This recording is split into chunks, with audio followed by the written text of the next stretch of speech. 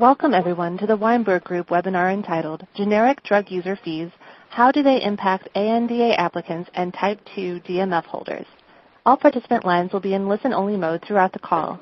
However, if you would like to submit a question or comment to the presenters, click the button marked Ask a Question on your event window and submit your question. All questions will be answered via email within a week of the presentation. To start, I would like to turn the conference over to Jeff Antos. Mr. Antos, please go ahead. Good morning and good afternoon, everybody, and thanks for joining our webinar.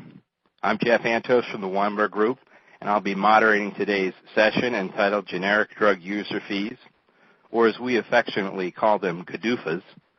How do they impact ANDA applicants and Type 2 DMF holders?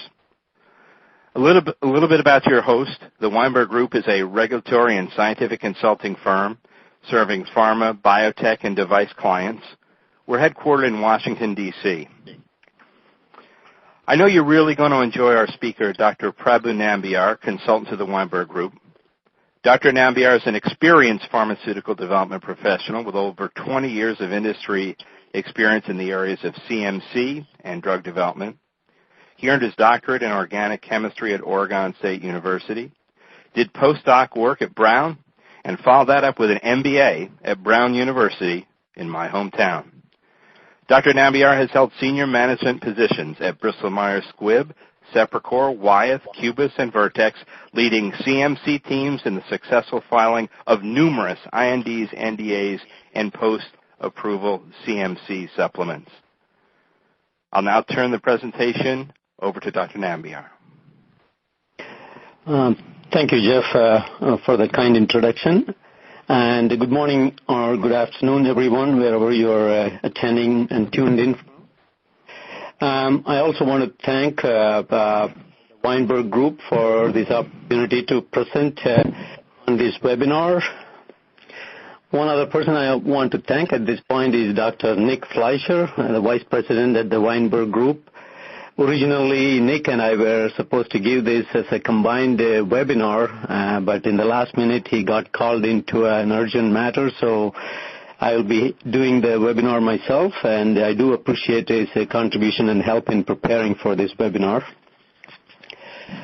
With that, let's get into the topic in detail, and I am on the first slide on the discussion overview. This highlights how we are going to navigate through this webinar. Initially, I'll provide a summary of what is GDUFA about and how did it all came into effect, the purpose of GDUFA and its major program goals. And then I go on to talk about who is impacted by this GDUFA, what are the impacts, primarily the fee that all the impacted parties will be incurring, and what can the sponsors and the DMF holders can do to make the best out of this new rule that has been enacted recently. And then I will have some concluding remarks.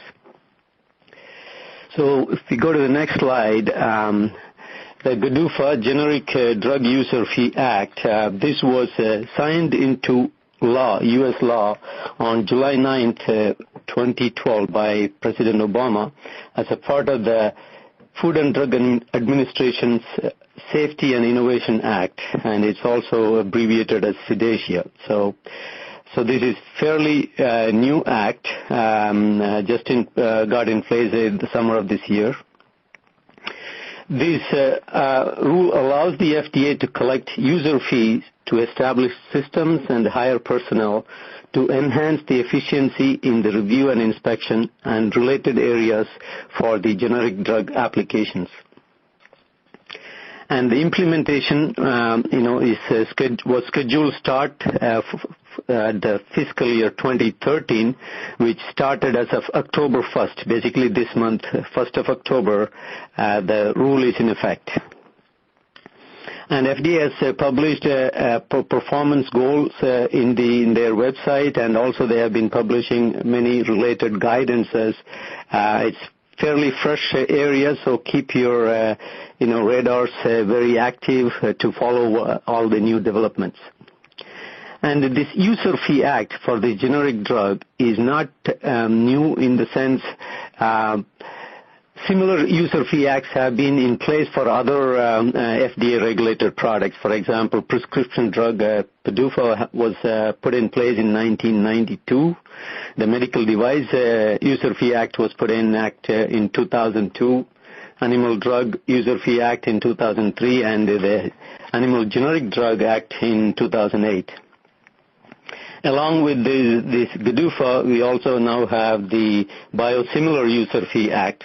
So the User Fee Act is, the intent of that is to generate additional revenue for the FDA so that they have the resources to manage the workload, so that the American consumers can have access to the resulting product, whether it's a generic drug or a new drug or a device. They have quicker access, and also the pharmaceutical companies have quicker access to the market. So how did we ended up with this GDUFA? Well, we all know that generic drugs play a major role in providing affordable medicines to the American consumers. According to the IMS Health, in 2010, 78% of the prescriptions were generic drugs. So it's very important to have the generic drugs reach the consumers, American consumers, on a timely basis. But if you look at the workload, basically the number of ANDA applications were reaching 800 to 900 new ANDAs per year. And FDA has not been able to keep up with that workload. As a result, the backlog was continuing to grow. And consequently, the approval time, and the median time to approval of a new ANDA was getting over 30 months. In addition to that challenge, now more and more of the newer ANDA products are more complex products, such as sustained release products or inhalation products, which require more scientific scrutiny at the FDA, demanding higher resource and longer time. The other shift that has been happening is more and more manufacturing sites are in the foreign country, which requires more resource on the FDA in terms of inspections, because it's not a domestic site. They have to make travel arrangements and so on. And that system has not been in place for the increased workload. And the other thing is FDA has been focusing on the product quality issues more and more on a risk-based approach. That means they need additional resource to manage the overall inspection process. So with all these changing conditions and the backlog, the delay of getting the drug to the patient was getting worse and worse. And the industry, the organizations representing the industry and the FDA, they have been in talks, and they came up with this proposal, which was put forth in front of the Congress, and it went through the approval process, and here we are with this new User Fee Act. My next slide shows these are figures borrowed from an FDA presentation.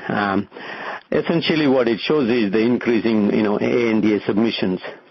Especially if you look at the years 2001 through 2007, that is a very steep slope of continuous increase in the ANDA applications. It kind of changed a little bit in 2008-9. The numbers went down, but now it's continuing to show increasing trend.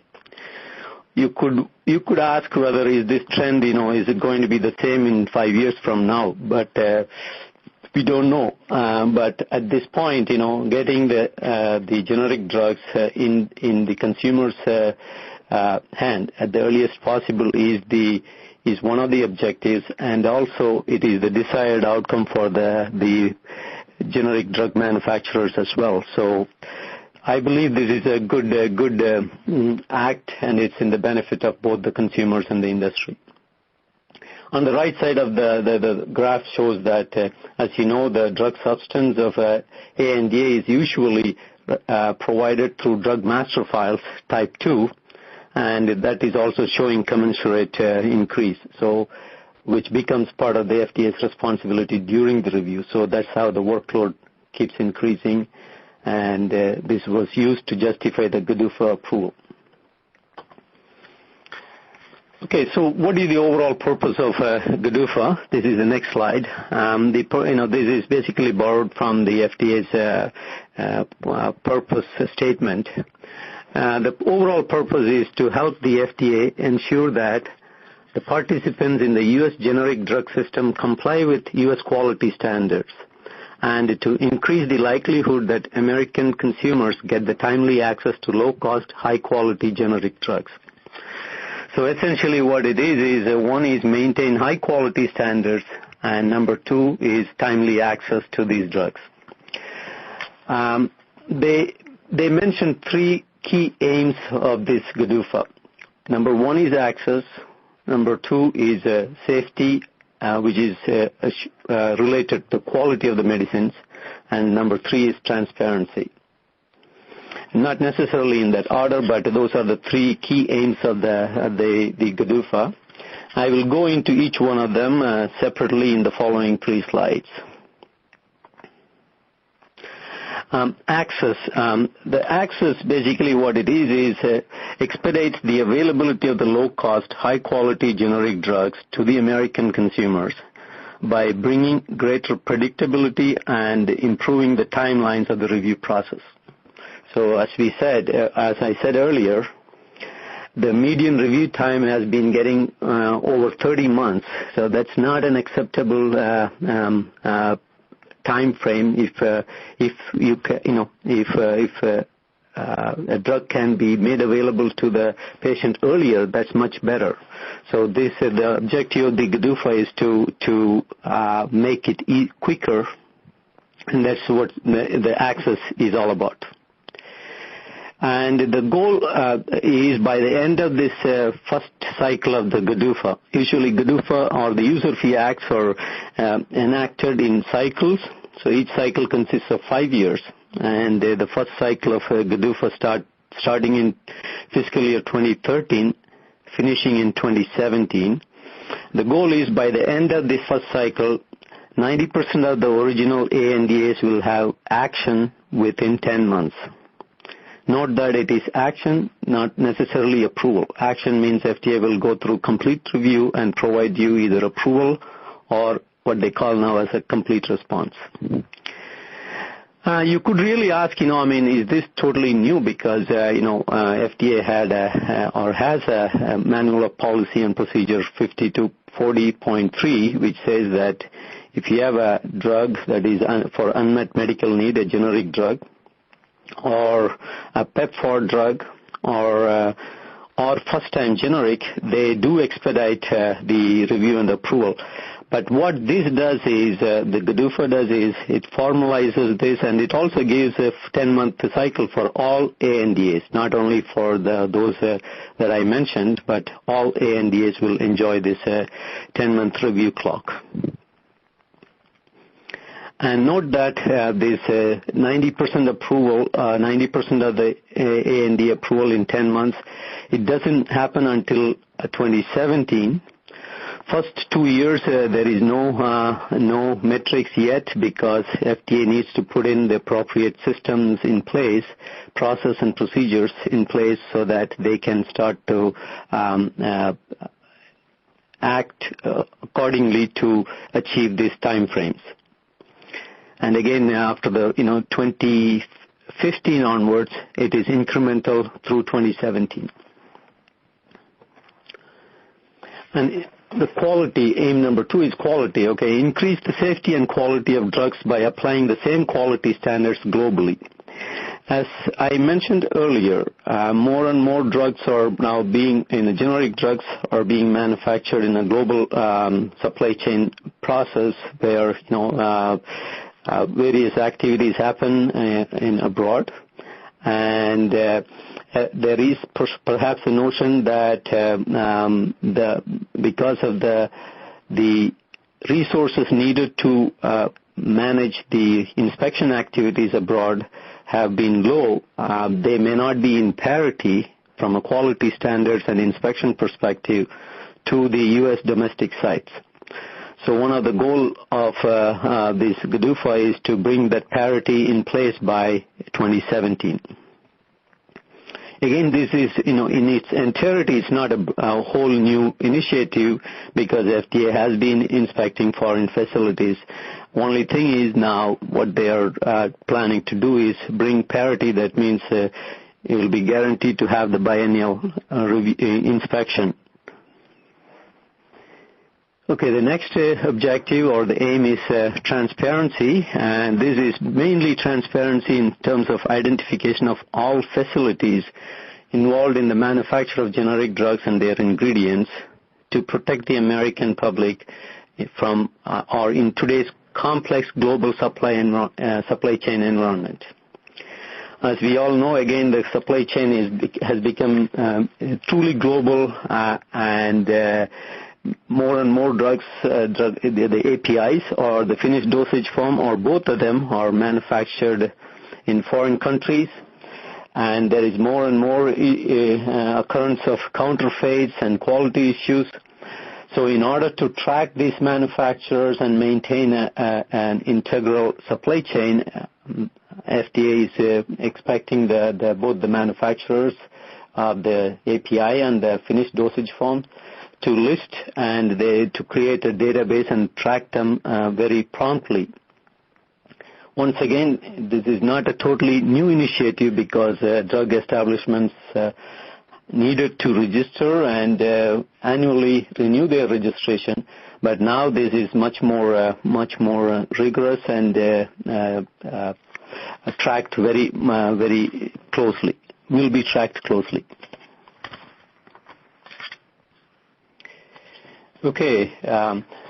What are the major program goals? Again, this was published by the FDA in December last year, and basically, if once you read that, that kind of translates into what are the benefits of GDUFA Act or the Generic Drug User Fee Act. What the FDA is committing to is that they are committing to application metrics. Basically, they are committing to reviewing and taking action on ANDA applications in the first 5-year cohort according to prescribed metrics. So review and act on 90% of complete electronic ANDAs within 10 months. Please note the word electronic ANDAs, so it does not apply to paper ANDAs. They are also defining backlog metrics, and the goal is to review and act on 90% of all ANDAs, the ANDA amendments, and ANDA prior approval supplements by the end of 2017. So that's the first cycle. By the end of the first cycle of the GDUFA, 90% of all pending ANDAs, the backlog items will be cleared. Then there is CGMP inspection metrics. Again, I said that one of the goals is to bring parity between foreign and domestic firms in terms of the standards and the inspection frequency.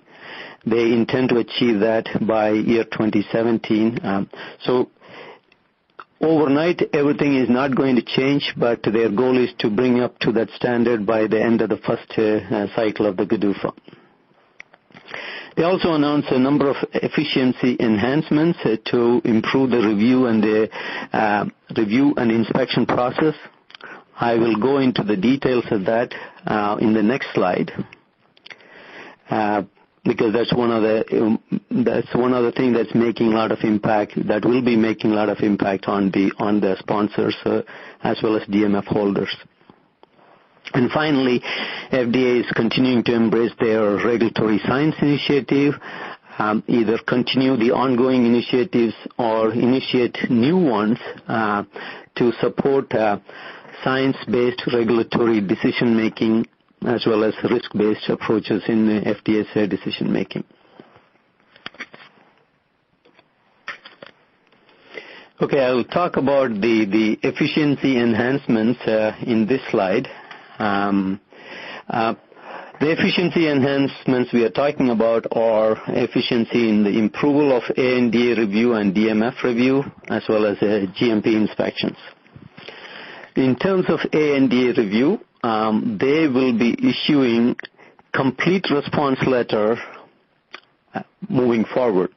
They're not going to be issuing individual discipline-specific review letters as a piecemeal. They're going to send one set of complete response, including all disciplines as well as inspection-related matters. They are committing to improving the communication during the review process, and if issues can be resolved, minor issues can be resolved during the review process through telephone interactions and so on. They want to achieve that to reach the final action within the 10-month time frame. So improved communication is another enhancement they are committing to. And they are also offering the opportunity to the sponsors to clarify the complete response issues or questions in a teleconference.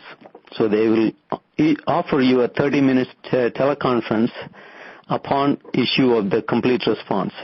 But as a sponsor, you must request for the teleconference in writing within 10 business days of receipt of the complete response letter. So you should be fully prepared to request that within 10 days, and you should be absolutely clear what questions and clarifications you want to ask. So that's kind of, it's a lot of time pressure on the sponsors, because you get the response, complete response, you turn around and request this teleconference in 10 days. So keep track of that and be prepared for that to take advantage of this opportunity. The same kind of efficiency enhancements are committed for the DMF review as well. They are offering to issue complete response rather than individual discipline, like, they may, if you have a toxicology-related question or a CMC-related question or inspection, instead of all of them coming separately, you're going to get one letter that include all the responses. Again, they are committing to enhancing communications during the review to address issues that can be quickly addressed so that you don't have to go to the next review cycle. Simple, easy to address ones that they will be communicating in telephone communications. And again, even the DMF holder will get an opportunity for a teleconference to clarify the complete response issues. But again, they have to request that within 10 business days in writing with all the questions they want to discuss. And we talked about the CGMP inspections enhancement is they're going to, bring parity to the inspections and the standards between the domestic and international manufacturing sites, both drug substance and the finished dosage form. And FDA is also committing to evaluating the potential of utilizing foreign government regulatory inspections. I think this initiative has been ongoing, so they are going to make a decision by the end of the 5 years to see if that can be truly put in place. They are also proposing other program goals. They will be publishing the API and finished dosage form manufacturers in a database and linking those facilities to DMFs or ANDAs. And the objective of this is to enhance the review and inspection process so the inspectors know what DMF is linked to what ANDAs and so on. And the agency is also committing to publishing the submission standards, because they are at the end of, I believe, my expectation is by the first cycle, all submissions will be expected in electronic format, including DMF. So they will be publishing the standards for electronic data submissions. Okay, so let's talk about the impact of GDUFA. First of all, who is affected or impacted by GDUFA? Basically, it's a kind of a obvious answer, but I'll talk about it because one of the major impact is now all these parties involved need to pay fees, user fees. So the parties involved are the ANDA sponsors, the API manufacturers who are involved in the game through their Type 2 DMF, the finished dosage form manufacturers, and the API manufacturers. So they are the mainly impacted parties. So as I said, one of the key difference is that now every ANDA submission triggers submission of a fee. And the total fee has been decided to be $299 million for the first cycle for each year. So for the first fiscal year, 2013, the fee is $299 million. And subsequently, that will be inflation adjusted for the following 4 years.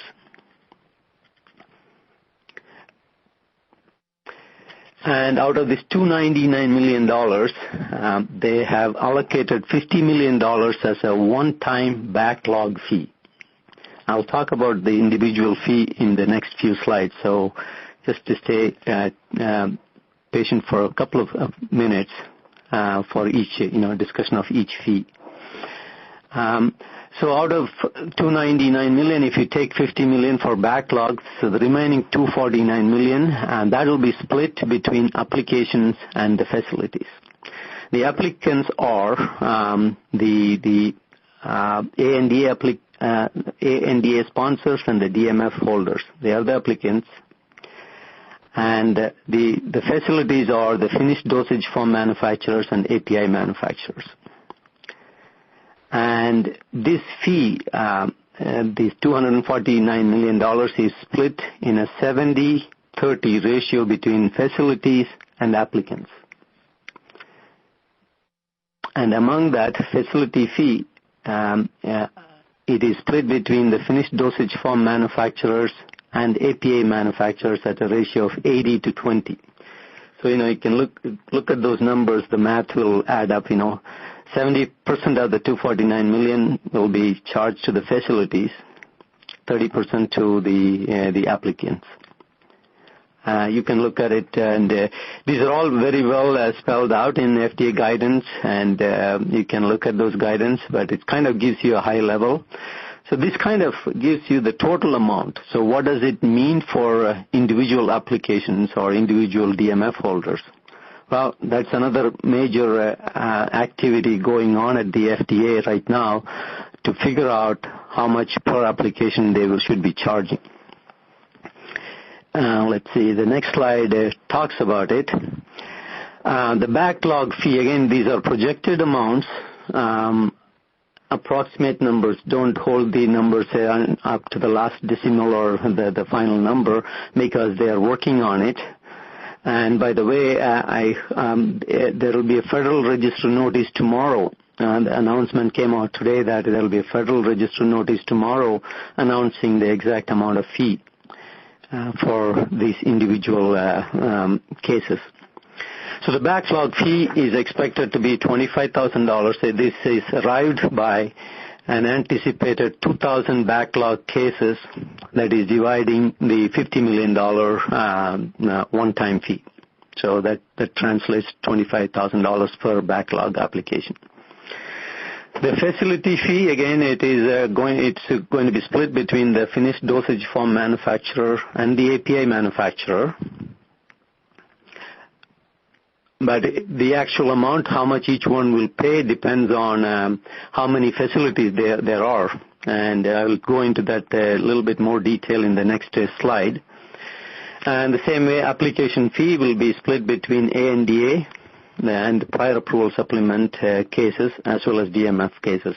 So those are the projected numbers.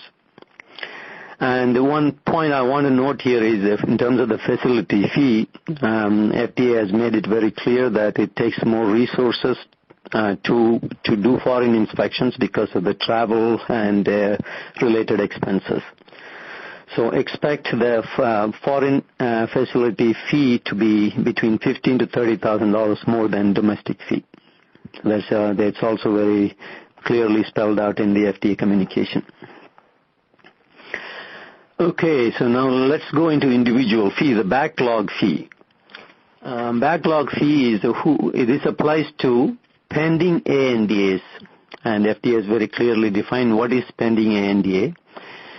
Pending ANDA is an original ANDA that has not been withdrawn, that has not been tentatively approved, or that has not been approved by September 28th of 2012. So those ANDAs plus any submissions that were submitted prior to October 1st that were not accepted for review, those are the pending ANDAs. They will be subjected to this backlog fee. FDA informed that actually they issued a Federal Register notice on August 27th, giving an opportunity to the sponsors in the backlog to withdraw if they do not want to be considered for the backlog fee. The deadline was September 28th, and I think they have received all the responses, and now they are calculating. I believe they are going to publish the fee tomorrow. The agreed upon deadline is October 31st, but I understand it's coming out tomorrow, so you can get the information within 24 hours. And when is the backlog fee due? The payment is due no later than 30 days after the Federal Register publication. So if you are one of the person who will be affected by this backlog fee, make sure that you pay the fee on time. And also note that there is no refund for if your application is refused to receive. That means if FDA, for any reason, your application is not accepted, you will not be refunded the $25, whatever the amount of $1,000 that $25,000 or whatever the actual fee you pay will not be refunded. And I want to read the next one very clear and loud to all because that's a big one. Because if you do not pay the backlog fee, the person or the affiliate will be placed on a publicly available arrears list. So this is a new list that FDA is going to create and keep track of and publish on their website is those who have not paid the backlog fee or even the other fee that I'm going to be talking about. If you haven't paid it, your name will be, or your company name will be published. Not only that, it will impact all future ANDA or supplements from that person or affiliate. So your future ANDAs or supplements will not be accepted. So this is a major, the penalty for non-payment of the user fee is very significant, and that's why I want to very loud and clear warning, give loud and clear warning to everyone saying that it's very important that you pay the fee on time and the right amount. The facility fee, okay, this one applies to the manufacturing facilities that are involved in manufacturing the API or the finished dosage form. And if you're a facility that does both, you'll have to pay 2 times both fees. So it's not that you pay only one fee. The amount to be determined after self-identification process. So what the self-identification process is, as you all know that all the facilities involved in FDA CGMP activities are expected to have establishment registration. This includes API manufacturer, dosage form manufacturers. That's the first bullet under the that amount to be determined. Facilities that manufacture or intend to manufacture, package into primary container closure, repackage to different primary container closure, BA, BE, bioanalytical, in vitro, BE study facilities, contract testing study sites. All of them have already should have registered with the FDA. But now agencies are asking you to identify if you are the API manufacturer or a dosage form manufacturer, so that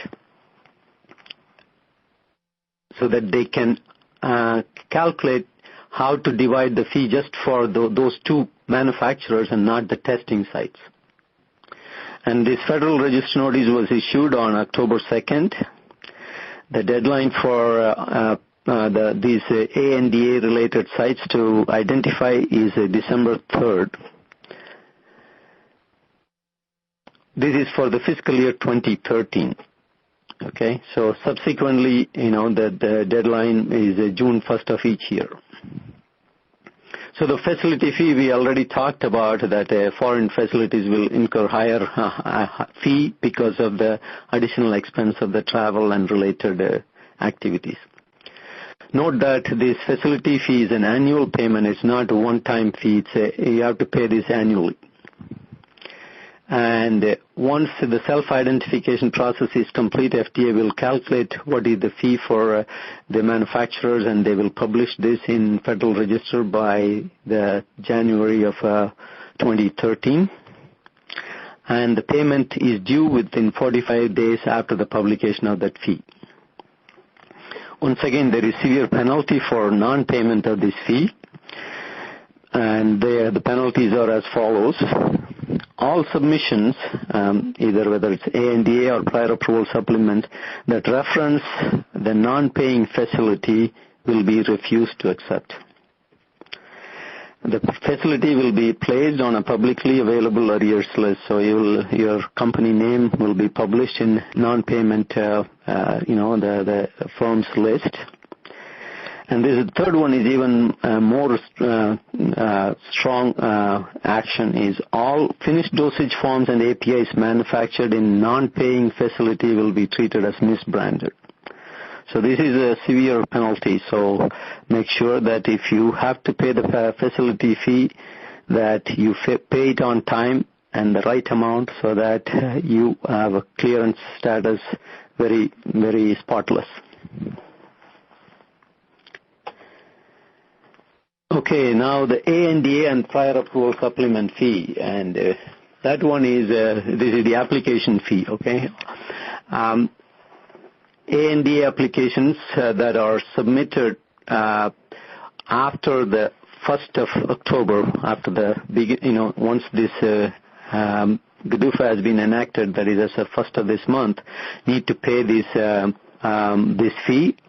And also any prior approval supplement that is submitted after 1st of October need to pay that. The prior approval supplement fee is 50% of the ANDA fee. There is no fee for CBE supplement, that or your changes being affected supplement. There is no fee for that. But FDA also very clearly stated that if the CBE supplement changes to a prior approval supplement, fee will be required. And so, if companies are attempting to avoid the fee by categorizing their supplement as a CBE, FDA will keep a keen, watch on that and make sure that it is the right supplement. And in that process, keep an eye on that, because if your CBE gets changed to a prior approval supplement, you have to resubmit it. You're going to miss the timeline or lose the time in the process. So make sure your categorization is right, and so you can take advantage of the time and not lose it. And the amount is due end of this month, but I believe it will be published tomorrow, so you will be able to get the information quickly. And the payment due time is at the time of submission. If you're planning to submit an ANDA, the submission has to go along with the submission or no later than 30 days of the Federal Register notification. That's for the fiscal year 2013. And for 2014 onwards, FDA will be publishing this fee 60 days before the October 1st, which is the fiscal year start time, and the fee is due on the date of submission. Okay, what if you fail to pay the fee? Well, it's very obvious, and the application will be refused. That is, you have 20-day grace period to pay the fee, and if it is not paid within that 20 days, your application will be refused. And the other 2 points, again, last 2 bullets, you need to keep in mind, because if you inadvertently pay the fee, refund is a challenge. Suppose if your application is refused to receive, that means the FDA refused to accept your application for scientific reasons, 75% of the fee will be refunded. But if it is for any administrative type of reasons related to payment issues, no fee will be refunded. So, for example, if you submit an ANDA and your drug master file holder hasn't paid the fee, you will lose your fee that you pay with your application. So you have to do a thorough all-round check to make sure that all the payments are in order so that you don't lose the money.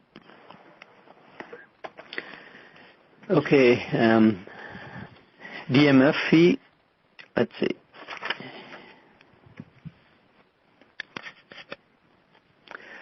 Okay, who is this one applies to the type 2 DMF holders who manufacture the APIs that are used in the ANDA applications.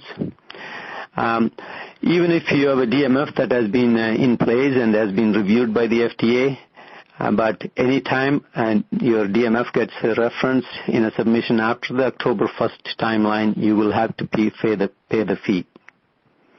It's a one-time fee per DMF, irrespective of the number of letters of authorization. So if there are 5 sponsors referencing your DMF, you need to pay only one-time fee. The actual amount of the fee will be published by the end of this month. I believe that is also going to be issued by tomorrow, so you will know what the exact amount will be. Okay, when is the payment due? You don't need to file the fee at the time of your DMF filing. Suppose if you're filing a brand new DMF, you don't need to file it at the time of filing, but there is some benefits to doing that. I'll come to that in a couple of seconds. The payment is due only when they receive a letter of authorization. So when an ANDA gets filed, that's when it is absolutely due. But if you do pay the fee when you file the DMF, now they have introduced a process called completeness assessment. And what they will do is they will go through a checklist which has been published in a draft guidance in October. And I highly urge you to take a look at it if you're a DMF holder, to make sure that you meet all the criteria so that you can pass this completeness assessment. And then what the FDA will do is they will publish your DMF number in a available for reference list on the FDA's website. So if you submit a DMF with the DMF fee, they will go through a completeness assessment of your DMF, and if you pass that, your name and the DMF number and the firm's name will be published in the FDA website. And there are some benefits to that, which I'll talk to it in the last couple of slides. And what's the penalty for not payment? Well, it's very straightforward. If whoever the ANDA who is referencing your DMF, that ANDA will not be received. Not only that the ANDA sponsor will lose the money that they are paying. But it's not going to happen immediately. The ANDA applicant will be notified that your DMF holder hasn't paid the fee, and they have 20 days to make sure to work with the DMF holders to bring things to order so that the application will move forward. Okay, so that kind of talks into the fee structures so far. And by the way, there is a FDA guidance which talks about what is the process of paying the fee. You have to do this through electronic payment system, and that's not the subject of this webinar.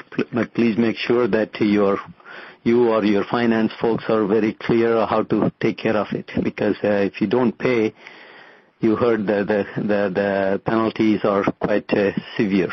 So make sure that you fully understand and make the payment on time. Okay, GDUFA implementation. It's not a straightforward process because, as you know, FDA has a lot of internal divisions and activities, so they need to have a very coordinated action in order to meet this very tight, aggressive timelines to meet the 10-month review clock. And when the User Fee Act for prescription drug, the PDUFA was put in place, what FDA ended up doing is they ended up instituting a lot of processes and procedures and issued a number of guidances both for the industry and the staff so that they can follow that and meet these timelines on a regular basis, because once they take the fee from you, they are committed to delivering you the action in 10 months. So, and it means a lot of internal coordination among various review disciplines, inspection areas, and so on. So what is the process for GDUFA? FDA hasn't come out with a proposal or any information on that, but you can certainly expect that it will be the case. And so stay tuned for additional notifications. Okay, this slide is talking about sponsor responsibilities. Sponsor responsibilities, first of all, the FDA's commitment to review and approve your applications in a 10-month time frame is contingent on you submitting all the submission in the eCTD format. If you don't have it, you will not be benefiting the metrics. Okay? So make sure that all your ANDAs are in electronic CTD format. Make sure that your fee payments are made promptly and accurately. Any slippage will cause time or even loss of the payment. And when you receive the complete response letter, be prepared to respond within 10 business days if you want to take advantage of that the teleconference to clarify any questions on your complete response. That's very short time, and you need to plan early on to come up with the questions and react quickly. The other thing is, as a sponsor, you heard that your DMF holders' deficiency can come and haunt you, so make sure you work with your DMF holders, make sure that they are fully compliant with all the GDUFA requirements. DMF holders have major impact because now they have to pay a fee. If the fee is not paid, the ANDA referencing the DMF will not be received, and I don't think that is going to result in a good relationship between the DMF holder and the ANDA's client. And when FDA receives your DMF with the fee, they will do the completeness assessment, and if you pass, you will be available. You will be listed in the available for reference list. And right now, FDA is not demanding that DMF should be in that list, but sooner it is coming that ANDA submission can only be accepted for filing if the type 2 DMF are in the available for reference list. And note that if your DMF includes more than one API, they want separate DMF for each API. And for each API, if you have more than one process, each process description should be treated as a separate DMF. That's the FDA's expectation. So what about legacy DMF? We talked about this, that even if your DMF has been reviewed and has been found acceptable for earlier cases, when that DMF gets a reference in a future ANDA, you will have to pay the fee. And FDA is asking if you have multiple amendments to a DMF, those are major amendments, they will ask you to resubmit a completely updated filing. If you have major API CMC changes that require update, which will trigger a prior approval supplement by the ANDA holder, again, that may be the first time you will incur the fee if no other submission went in before that time. Again, paper DMFs are accepted, but it's only a matter of time that the electronic CTD format is required for DMFs as well. The benefit of having an electronic CTD format DMF is that it facilitates a facile review of your DMF along with the ANDA. So any legacy paper DMF, if you can upgrade it to eCTD at the time of earliest possible filing, you will benefit as well as your ANDA sponsor will benefit. So what can you do as a DMF holder? Well, make sure that you pay the fee on time. That's number one. Make sure your type DMF meets all the completeness assessment criteria outlined in that FDA guidance that was issued in October. And it is in the eCTD format. If your existing DMF is in the paper format or electronic or hybrid version, convert it into eCTD format at the earliest first opportunity. I say that you arrive early to benefit from the GDUFA advantage. Be reviewed and referenced in the available for reference list. Become the desired Type 2 API DMF holder and make it a win-win with your ANDA holder. So I would say the sought after API sources are those, API DMF holder. They are in good standing with the DMF fee payments. Prepared their DMF in the eCTD format. Their legacy documents have been converted to comply with the most recent standards, including eCTD standard. The DMFs are high quality standard, and they have met all the completeness assessment criteria. And you are in the available for reference list, and your facility is compliance, CGMP compliance is in satisfactory status. I think that brings us to the conclusion of this webinar. Well, we all know now that the GDUFA is here, and it became active as of the 1st of this month, October 1st of 2012. Okay, FDA has prior experience in implementing other user fee acts, but GDUFA is the generic drug is slightly different, and maybe it's more complex than some of the other user fee acts. And as a result, anticipate growing pains. You're coordinating between the API DMF holders and the sponsors and so on. So it is complex, more complex than the other user fee acts. This is very fresh act, it's not even a month old, so there are a lot of moving parts. FDA needs to figure out how they are going to implement it and make it a smooth functioning system. So keep your, stay tuned for all the new process and procedures that the FDA will be notifying. It's not an overnight system change that you are going to benefit everything overnight. First 2 years, FDA has not committed to any metrics. They will increasingly improve their performance and achieve the target by 2017. Because of the CGMP inspection improvement that they are proposing, foreign facilities will see impact of that, be prepared and be able to handle that to come out successfully out of that and benefit from the GDUFA.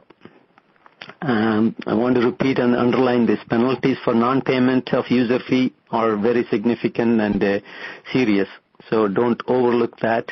Be very vigilant. And the Type 2 DMF holders, many of them are international facilities and companies. Make sure that you are in tune with what is happening at the FDA and the process. Follow the process properly. And take advantage of all this completeness assessment and the other benefits to be the most desired DMF holder.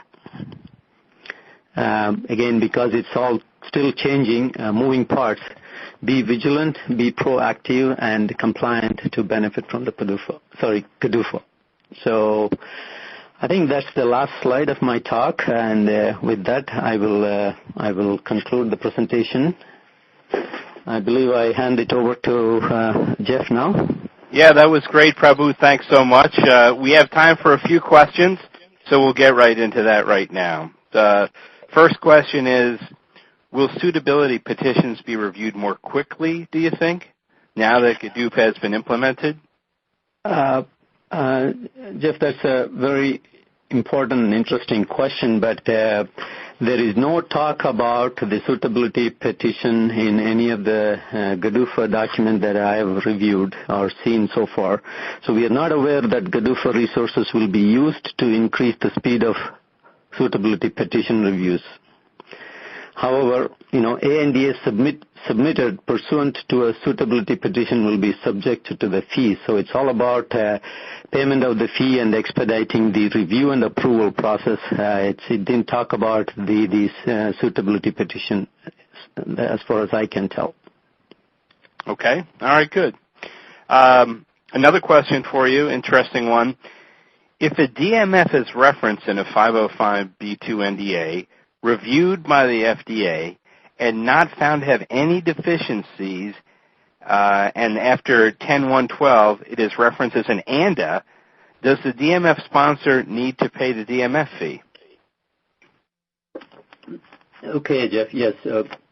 So as we all know, 505B2 is a new drug approval process. So the fact that the DMF has been reviewed and found acceptable for that NDA is a separate channel compared to the generic drug process. So when a sponsor submits a new generic ANDA and referred to the same DMF, that's the first time that DMF will be referenced. So yes, that will trigger a DMF fee, and the DMF holder will have to pay the DMF fee at that time. So the answer is the fact that it has been reviewed in a 505B2 NDA, new drug, does not alleviate the fee burden for an ANDA for the same DMF holder. Okay. All right, thanks. We have lots of questions. This has been a very prolific audience in terms of posing questions. I thank you for that. We're going to email the answers to the remaining questions to the participants within the next week. I also want to let you know that you will receive the presentation. Prabu has put some nice hyperlinks in there because he's made a lot of references. You will get those as well within the next week. You should be seeing a Q&A survey. I'm sorry, you should be seeing a survey slide after the Q&A slide. So I encourage you to fill out your survey. And then finally, thanks, Prabu. A great presentation, and really thanks to our audience for joining our webinar. Thank you, Jeff. I enjoyed making the presentation, and as I said, it's a moving target, and I expect Weinberg to bring a few more as the GDUFA takes into a better shape over the months and years to come. Thank you. Thank you. Thank you. This concludes the presentation. Before you log off, we would very much appreciate if you could please take a moment to complete a short evaluation form. Thank you for your participation.